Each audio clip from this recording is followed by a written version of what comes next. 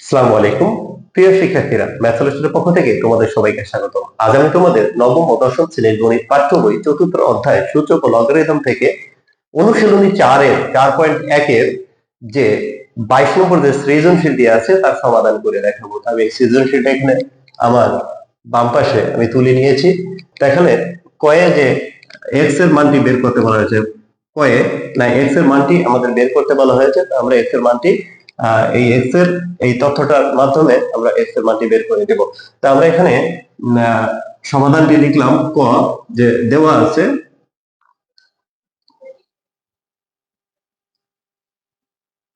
x equal 2 into a inverse 1 plus 3 into b inverse 1 inverse 1। এখন আমরা যে কাজটি করব, এখানে 2 inverse 1 কে আমরা লিখতে পারি 1 by a plus 3 into b inverse 1 কে আমরা লিখতে পারি 1 by b inverse 1। এখন আমরা যে কাজটি করব, 2 into 1 অর্থাৎ 2 1 যা 2 মানে 2 1 2 ডিভাইডেড কত a প্লাস আবার 3 এর সাথে ঠিক একই ভাবে 1 এর গুণ করে দেব, 3 1 3 ইনভার্স 1। এখন যে কাজটি করব, আমরা লসাগু করব। তাহলে ab R a R b এর লসাগু ab, তাহলে a দিয়ে যখন ab কে ভাগ দেব আমরা b পাবো। তাহলে b এর সাথে 2 গুণ করলে 2b প্লাস b দিয়ে যখন ab কে ভাগ দেব তাহলে a থাকতেছে, এর সাথে 3 গুণ করলে 3a ইনভার্স 1। এখন এই ইনভার্স 1 এর জন্য আমরা এর পূর্ববর্তী ক্লাসগুলোতে আমি দেখিয়েছি, এই ভগ্নাংশ কোন ভগ্নাংশ যদি ইনভার্স 1 হয় তাহলে সেই ভগ্নাংশটা উল্টে যাবে। তাহলে ab divided 3a plus 2b সাজিয়ে লিখলাম। এটি হলো আমাদের নির্ণেয় মান। অতএব নির্ণেয়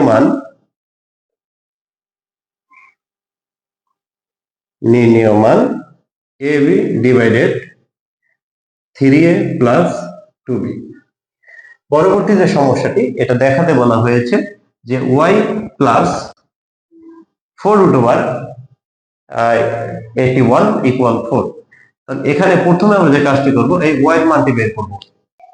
খ তাহলে আমরা লিখে নিলাম, দেওয়া আছে y সমান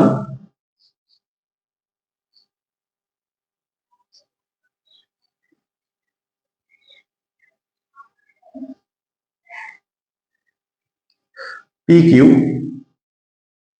x to the power p x to the power q qr x to the power q x to the power r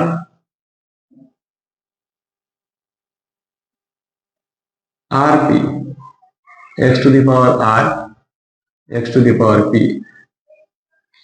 আমরা y এর মানটি তুলে নিয়েছি। প্রথম আমরা y এর মানটি বের করব। তাহলে y এর মানের সাথে এই কাজটি শুরু করে দিব। তাহলে y এর মানটি বের করে নিয়েছি। এখন যে কাজটি করব, আমরা এখানে লিখতে পারি x to the power p divided x to the power q, যেভাবে আছে ওইভাবে রেখে দিলাম। pq রুট ওভার কে আমরা লিখতে পারি 1 by pq into x to the power q x to the power r, এটাকে লিখতে পারি qr রুট ওভার কে আমরা লিখতে পারি 1 by qr। x to the power r divided x to the power p, এটাকে আমরা লিখতে পারি 1 by rp। এখন যে কাজটি করব, বন্ধনীর ভেতরে x কমন নিব, পাওয়ারটা বিয়োগ হয়ে যাবে p minus q 1 by pq। q minus r একই ভাবে 1 by qr, r minus pu to the power 1 by rp। এখন ঘাতের ঘাত গুণ করে দিব, তাহলে আমরা পাবো p minus q divided pq into x to the power q minus r divided qr r minus p divided rp। এখন যে কাজটি করবো, x কমন নিলে পাওয়ার গুলো যোগ হয়ে যাবে, p minus q P Q plus Q minus R divided Q R plus R minus P divided R P. এখন যে কাজটি করতে পারবো আমরা, যেহেতু এই পাওয়ারটি তিনটি ভগ্নাংশের সমষ্টি, এই ভগ্নাংশ তিনটির আমরা যোগ করব। আমরা জানি ভগ্নাংশ যোগ দিয়ে করতে হলে হরগুলো লসাগু করতে হয়, তাহলে পি কিউ কিউ আর আর পির লসাগু হবে P Q R P Q R. এখন পি কিউ দিয়ে যদি এটাকে ভাগ দিই, আর থাকতেছে, তাহলে এটা দিয়ে আর এর সাথে এটা গুণ করলো P R minus Q R plus,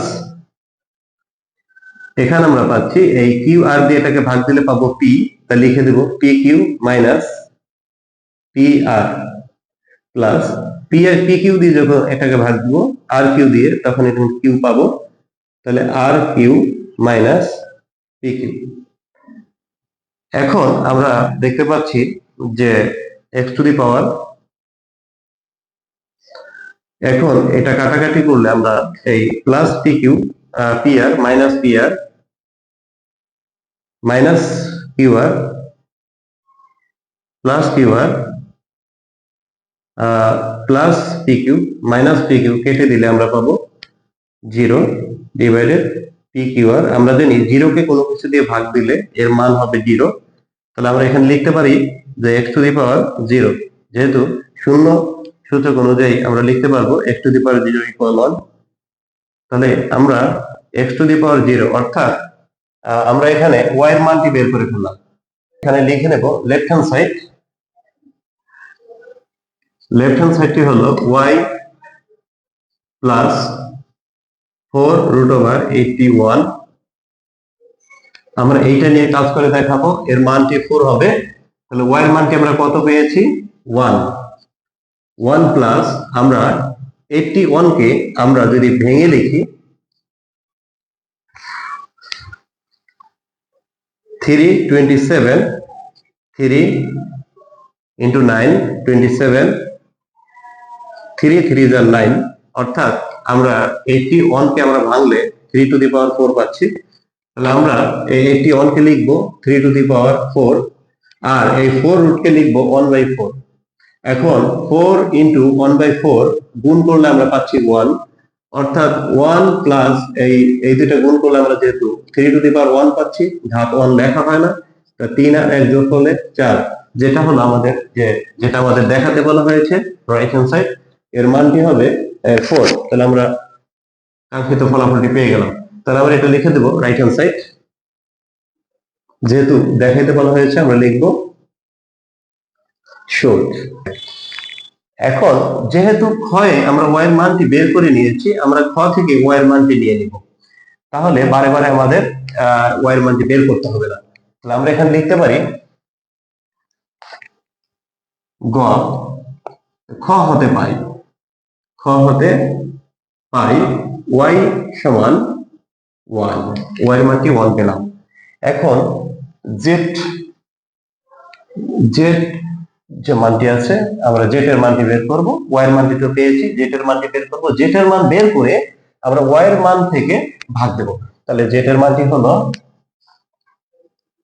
5m to the power m plus 1, 5 to the power m to the power m minus 1 divided 25 to the power m plus 1, 5 to the power m minus 1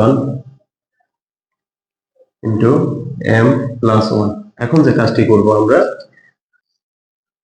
5m plus 1, 5 to the power m square minus m divided 25 কে আমরা লিখতে পারি 5 square to the power m plus 1। a plus b a minus b এর সূত্র অনুসারে আমরা এটাকে লিখতে পারি a square minus b square, যেখানে a হলো m, b হলো 1। এখন যে কাজটি করব আমরা এই 5 কমন নিলে এই পাওয়ার বিয়োগ হয়ে যাবে, তাহলে m plus 1 divide minus m square plus m divided, এখানে উপরে নিচে 5 কমন নিলে আমরা এখানে পাবো 2m, একবারে গুণ করে নামাচ্ছি, প্লাস 2 on the 2, অর্থাৎ এই 2 এর সাথে এই দুইটার গুণ করে দিলাম, এই ভাগের জন্য এই নিচের পাওয়ারটা মাইনাস করে দিব m স্কয়ার প্লাস 1। এখন এদের প্রত্যেকটা জায়গা থেকে পাওয়ার গুলোর কাজ করে নিব। এই m আর m যোগ করলে পাবো 2m plus 1 minus m square divided এই 5 এই 2m plus 2 minus 1 plus 2 plus 1 যোগ করলে পাচ্ছি প্লাস 3 প্লাস m স্কয়ার। এখন মাইনাস m স্কয়ার। এখন আমরা এই 5 5 কমন নিলে এই 5 এর পাওয়ার সাথে এই 5 এর পাওয়ার মাইনাস হবে, কিন্তু মাইনাসের ডান পাশে যে প্রত্যেকটা পদের সাইনগুলো পরিবর্তন হবে, এটা লক্ষ্য রাখতে হবে।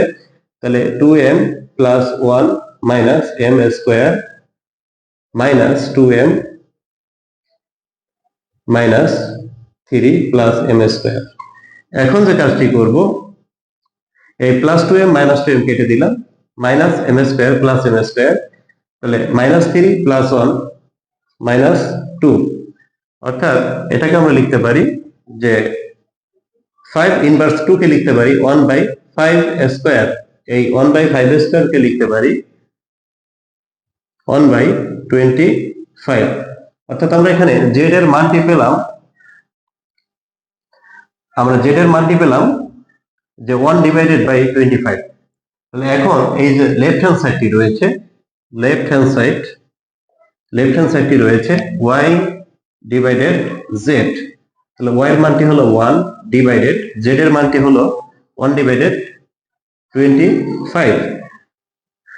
তাহলে 1 ডিভাইডেড 25, অর্থাৎ ভাগটা গুণ হয়ে গেলে ভগ্নাংশটি উল্টে যাবে, তাহলে 1 ইনটু 25 ইকুয়াল 25। এটাই হলো রাইট হ্যান্ড সাইড। আমরা পেয়ে গেলাম 25, এটা আমাদের দেখাইতে বলা হয়েছে, তাহলে লিখে দেব রাইট হ্যান্ড সাইড শোড, যেহেতু দেখাতে বলা হয়েছে।